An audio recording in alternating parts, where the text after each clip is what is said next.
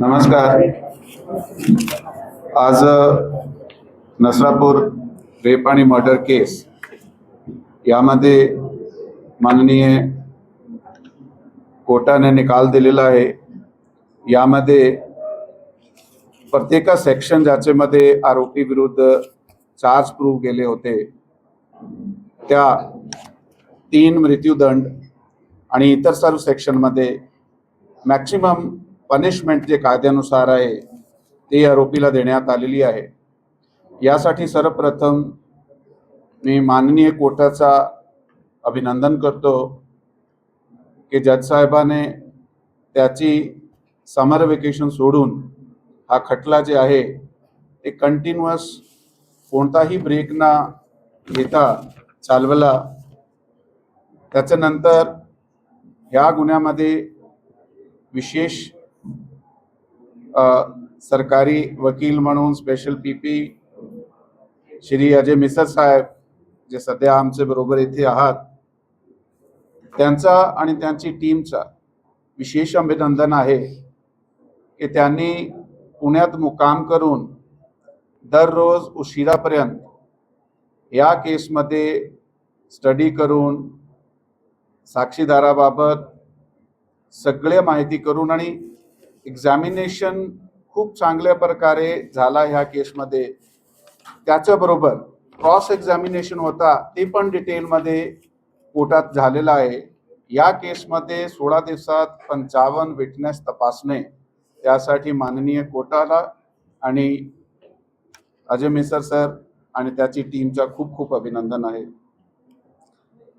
आमचा रोल विशेष करून इन्व्हेस्टिगेशनचा होता. यामध्ये जी टीम आहे त्याने खूपच छान पद्धतीने काम केलं आहे. या टीमला 1 तारखेला गुन्हा घडला, 2 तारखेला गुन्हा दाखल करण्यात आला पहाटे. लॉ अँड ऑर्डरची एक परिस्थिती निर्माण झाली.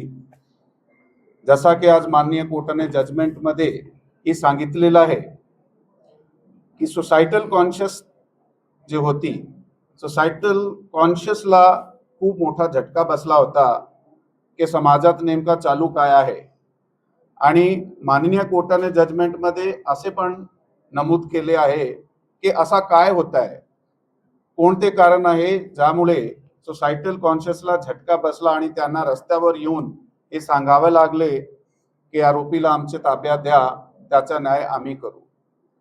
पुढे माननीय कोर्टाने असे पण नमूद केले आहे जजमेंटमध्ये की लॉ एन्फोर्समेंट एजन्सीजवर कुठेतरी समाजाचा जे आहे ते विश्वास कमी होऊ लागला आहे, म्हणून लोकांना रस्त्यावर यावे लागले. कारण खूप सारे केसेसमध्ये ते पॉक्सोचे केस असतील, विशेष करून महिला विरुद्धचे गुन्हे दाखल होत आहे, त्याच्यात जे निकाल आहे कन्व्हिक्शन रेट कमी होऊ लागले आहे. म्हणून हे सगळ्या गोष्टी या सोसायटल कॉन्शियस मध्ये बसल्या होत्या आणि असे प्रकारचे लॉ अँड ऑर्डरची परिस्थिती निर्माण झाली. त्या दिवशी लॉ अँड ऑर्डरची परिस्थिती चालू असताना, त्याला हाताळत असताना समाजाला आमच्याकडून विनंती करण्यात आली होती आणि त्याच्याबरोबर एक प्रॉमिस करण्यात आला होता की पुढील 15 दिवसात त्यात आम्ही चार्जशीट टाकून हे केस फास्ट ट्रॅकवर चालवता येईल आणि त्याचे नंतर मॅक्सिमम पॉसिबल जे पनिशमेंट आहे त्या केसात भेटेल हे प्रॉमिस करून आम्ही ते बंदोबस्त हाताळला होता. ते लॉ अँड ऑर्डरची सिच्युएशन हाताळली होती. त्या 15 दिवसाचा वेळ आमच्याकडे होता. रेप आणि मर्डरचा केस होता, सर्कमस्टान्शियल एव्हिडन्सवर आधारित होता. त्यावेळी आय विटनेस कोणीच नव्हता. हा एक खूप मोठा चॅलेंज होता.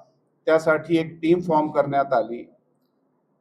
विशेष तपास पथकची नेमणूक करण्यात आली. त्यामध्ये देखरेख अधिकारी म्हणून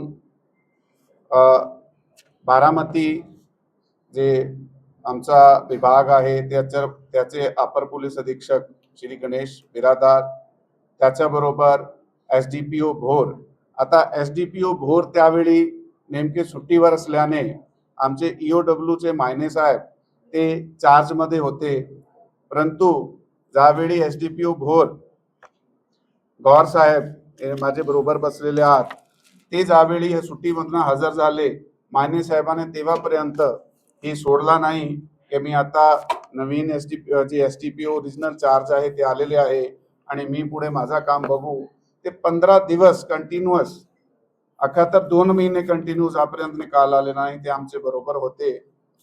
गौर साहेबाने आल्यानंतर त्यांना असं वाटलं की जर मी होतो, 4 दिवस निघून गेले, त्यांनी ते 4 दिवस जे कमी काम केला होता पुढील 11 दिवसामध्ये त्यांनी ती पण कंपन्सेट केला. या गुन्ह्याचे आयोग एक महिला अधिकारीला आयोग करण्यात आला होता. विजयमाला पवार मॅडम या गुन्ह्याचे इन्व्हेस्टिगेटिंग ऑफिसर आणि असिस्टंट इन्व्हेस्टिगेटर ऑफिसर म्हणून राजगड पोलीस स्टेशनचे राठोड साहेब API राठोड यांची नेमणूक करण्यात आली.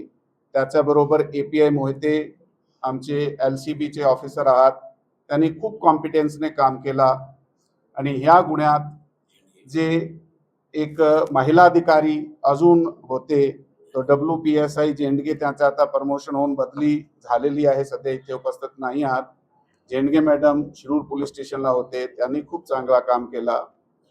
या केसमध्ये विशेष करून ज्यांची ॲप्रिसिएशन आम्ही इन्व्हेस्टिगेशन दरम्यान कॅडेट सिनियर ऑफिसर्सला भेटताय किंवा दिसणारे ऑफिसरला भेटताय, खरंच बॅकग्राऊंडमध्ये काम करणारे जे अंमलदार आहात, ते अंमलदार जे आमच्या बरोबर होते, त्या अंमलदाराचे मी आमच्याकडे इथे धनवे आहे, ते रायटर आहात LCBला, त्यांनी खूपच छान काम केला.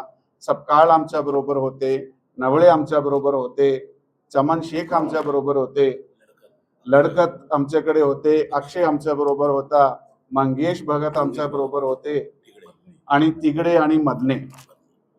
यात ते बरोबर जर कोणाचं नाम राहिलं असेल तर ज्यावेळी आम्ही त्याला रिवॉर्ड देणार आहे त्यावेळी त्यांचा विशेष नमूद करण्यात येईल.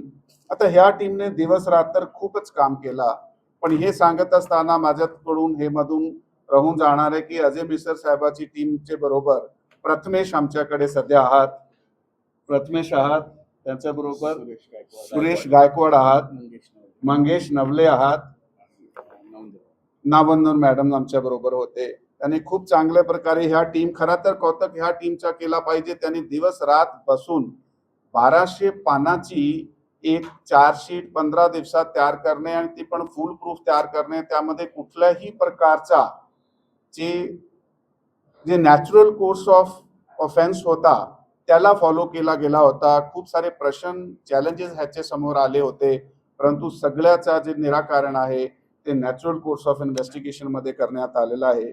साक्षीदार स्वतःहून पुढे आले. नासरापूरच्या गावाच्या लोकांचा मी खूप अभिनंदन करतो की स्वतःहून ते सगळे पुढे आले होते. इन्क्वेस्ट पंचनामामध्ये महिला पंच जे आले होते त्यांची साक्ष पहिली होती, त्या साक्षवरनं मला कळाला होता की आमचे जे साक्षीदार आहे ते स्वतःहून, जसा कोर्टाने स्वतःहून मेन्शन केलं आहे की रांगा लावून साक्षीदार उभे होते. एकत्र म्हणून माननीय कोर्टाने जे नमूद केले आहे की सोसायटल कॉन्शियस याला झटका बसला होता. हा झटका पोलिसाला पण बसला होता, प्रॉसिक्युशनला पण बसला होता आणि पूर्ण समाजाला, नसरापूर गावाला सुद्धा बसला होता, पुण्याला सुद्धा बसला होता. सगळे लोक पुढे आले, एकत्र म्हणून एका टीम सारखा काम केला, म्हणून ही जजमेंट असा 3 मृत्यूदंड, जन्मठेप आणि मॅक्सिमम शिक्षा मिळाली आहे. इन्व्हेस्टिगेशन कसा असावे आणि इन्व्हेस्टिगेशन मधून आम्ही जे प्रॉमिस केले ते कसे पूर्ण होणार आहे त्यासाठी एक प्लॅन ऑफ ऍक्शन तयार करण्यात आला. प्लॅन ऑफ ऍक्शन मध्ये प्रत्येक अधिकारी आणि प्रत्येक अंमलदाराची एक विशेष त्यांना जे असाइनमेंट देण्यात आली, त्यांची नेमकी ड्युटी काय आहे, त्यांनी काय करायला पाहिजे, जबाब नोंदवताना काय काळजी घेतली पाहिजे, पंचनामे करताना काय काळजी घेतली पाहिजे, टेक्नॉलॉजीचा वापर कसा केला पाहिजे.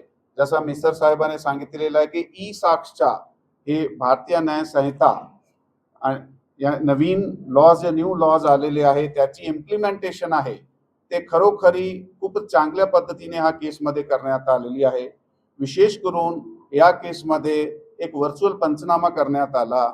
आरोपीची सुरक्षा, आरोपीला जे त्यावेळी सोसायटीची डिमांड होती की त्यांना आमच्या ताब्यात द्या, त्याला सुद्धा सुरक्षा ठेवणे एक चॅलेंज होता.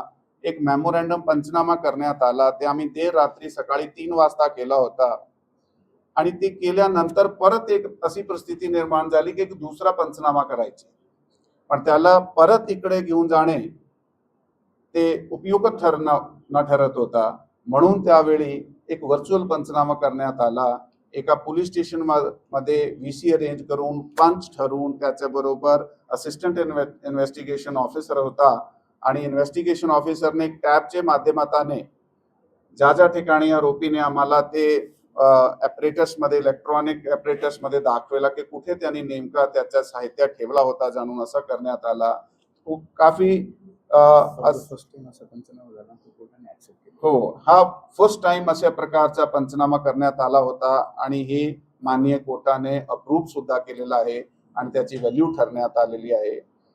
इनोव्हेटिव्ह टेक्निक्स, त्याचे बरोबर प्लॅन ऑफ ॲक्शन आणि खरा तर सेन्सिटिव्हिटीने तपास करणे, असा टीमने तपास केला. प्रॉसिक्युशन असा लढला की जशी हे 3-3.5 वर्षाची मुलगी आमची स्वतःची मुलगी होती असा म्हणून एवढी संवेदनशीलताने तपास करण्यात आला.